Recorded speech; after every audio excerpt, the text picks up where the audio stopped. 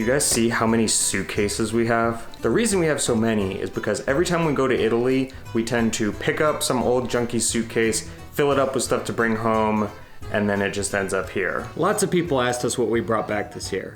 And it may surprise some of you, but we didn't bring any pasta back. Instead, Ava brought rice. I don't know about you, but when I think about the carbs of Italy, my first thought usually isn't rice. Harper, rice is very important in Italy. I think that we produce about 150 kinds of different rice from the north to the south of Italy. And in Italy we have 2 or 3 kinds of rice that we are the only one in all the world who produce them. So it's pretty important.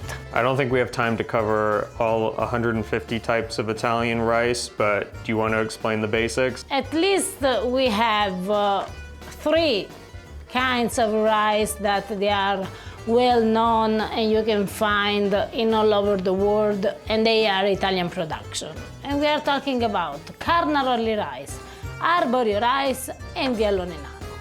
Now, we use this rice for several kinds of dishes.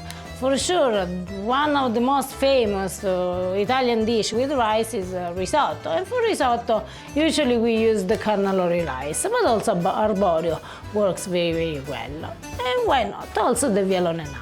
Speaking of risotto, do you think it's worth doing a refresher? Always happy. Every risotto is made in the same basic way, but with the addition of a few special ingredients to change the flavor. First, you'll need a broth. Sometimes it's a vegetable broth, sometimes seafood, sometimes meat. Today, I'm making my broth with vegetables and marrow bones.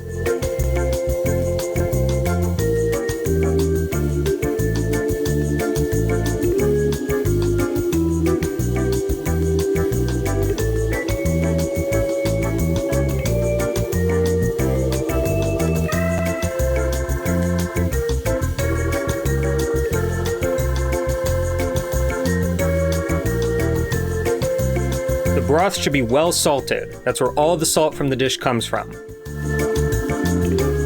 The base of most kinds of risotto is butter and onion. And I'm also going to add the bone marrow.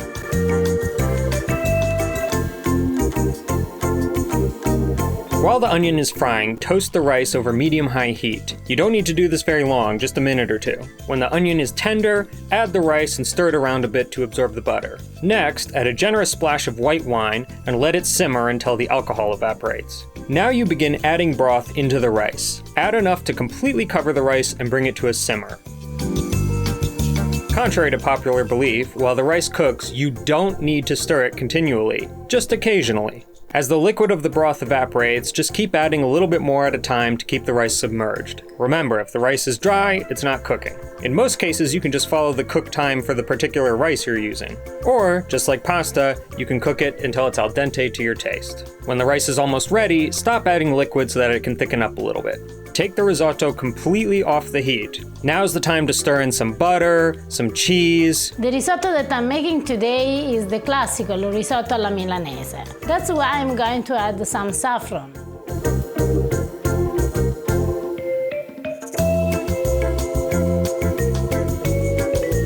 Cover the pot, let the risotto sit for 2 to 3 minutes, and it's ready.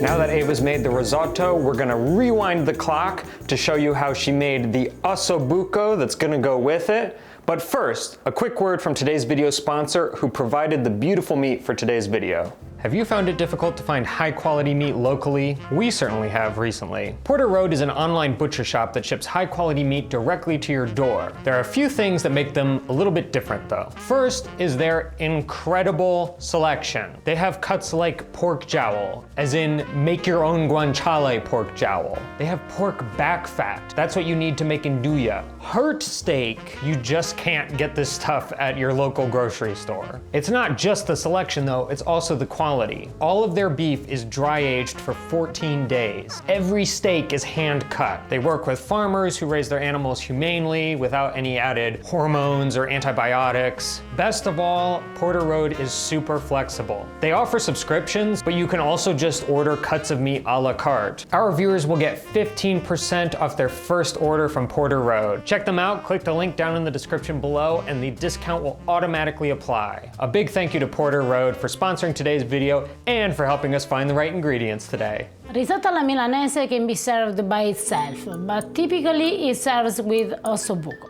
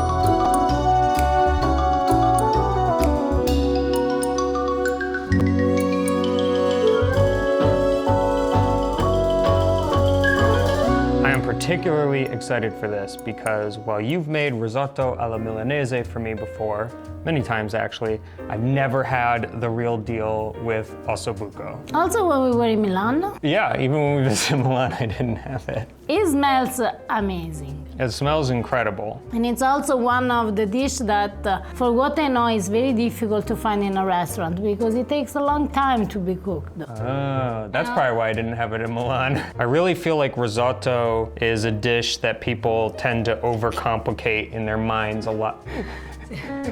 But it's actually pretty simple to make. It's pretty simple, but you need to pay attention to several steps. Otherwise, you will end up or with a soup or with a glue. So, buon appetito! Buon appetito. Okay, I should rephrase what I said earlier. This isn't my first risotto alla Milanese with Osso Buco. This is my first risotto alla Milanese.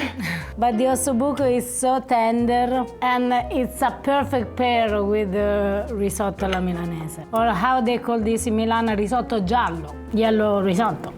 I wonder why. I've come to learn one thing. As soon as you pull out that pan and you start melting some butter, and then you start dipping some meat in some flour, very, very, very good things happen. Okay, today my hair are a little bit red, and I'm so sorry. It's like, it happens sometimes. Risotto is obviously the most famous Italian rice dish. Pretty much everyone is familiar with it, and I think most of us know that it's from the north. But you did say from north to south. From the north to the south of Italy. Yes, Harper, because also in the south we know how to cook some rice. You want to show me? Certo.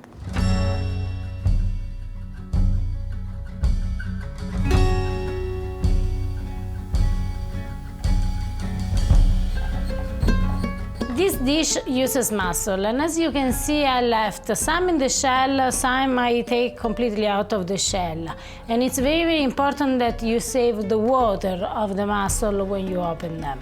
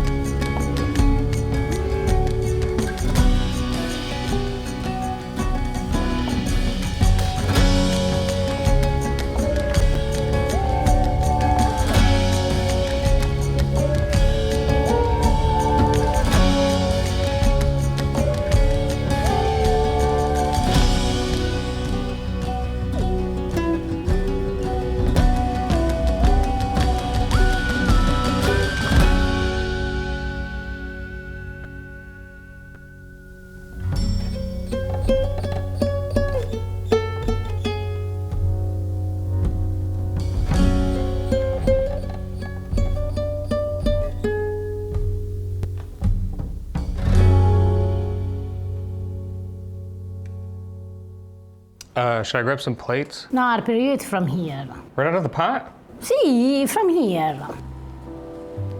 I like this dish. This, Harper, is called riso patate cozze or Tiella Pugliese. Wait, didn't you make a tiella for me before? But that was the Tiella di Gaeta. It is a sort of stuffed pizza. This is the Tiella Pugliese, and Tiella refers to the pot. Oh, okay. This is interesting. This is very interesting, and this is also very good. And it's another way in which in Italy we cook rice. Yeah, not anything that I would have expected you to make, like layers with the actual shells in there. Still not entirely sure how that's gonna work. And then just raw rice in and the liquid. At the end, Harper is like a sort of risotto because you put the liquid, the rice absorbs the liquid the same as here. Yeah, it's like a baked risotto. So Harper, jump in this amazing southern Italian dish. Before you take some, you take the potatoes. Buon appetito. Crispy, cheesy, good. Then Harper, the mussel. As you can see at this point, the mussel is full of rice. Oh yeah, that's cool. And the best, southern Italian tradition. Ari, buon appetito. Buon appetito. Mamma mia. Oh, that's very good. That is one of the most amazing dishes that you can have with rice. It reminds me of some of the stuffed mussels that your parents have cooked for me, but with rice instead of, they make it with like breadcrumbs. What an interesting dish. Hey, I just realized something. This breaks one of the cardinal rules of Italian food. Like? You've got cheese with seafood. Because as you know, every rule is an exception. It's a pretty good exception. That is a delicious but very unusual rice dish. But I have another dish that maybe is a little bit more unusual.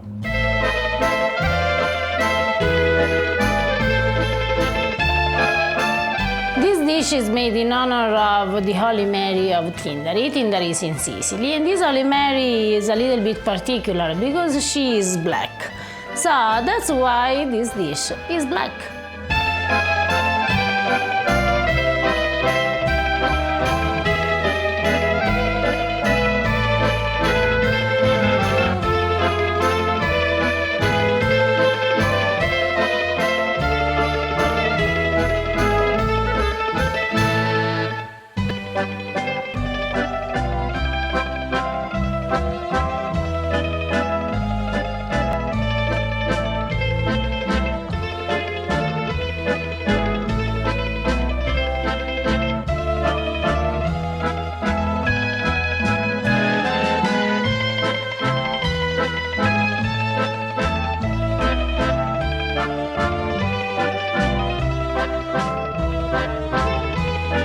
Here in front of us we have one of the desserts from Sicily. Do you remember when we went to Tindari? I do. That is a super cool place. We found it quite by accident. We were driving through Sicily. I saw the sign that said Tindari, and I was like, that sounds suspiciously similar to the ancient city of Tindaris. Sure enough, it's the same thing. We went there, amazing Greek and Roman ruins. Also saw the Holy Mary, which is a beautiful statue there. This dish is called Risu Niru, which means black rice. Sometimes it can be a little bit more like a pudding.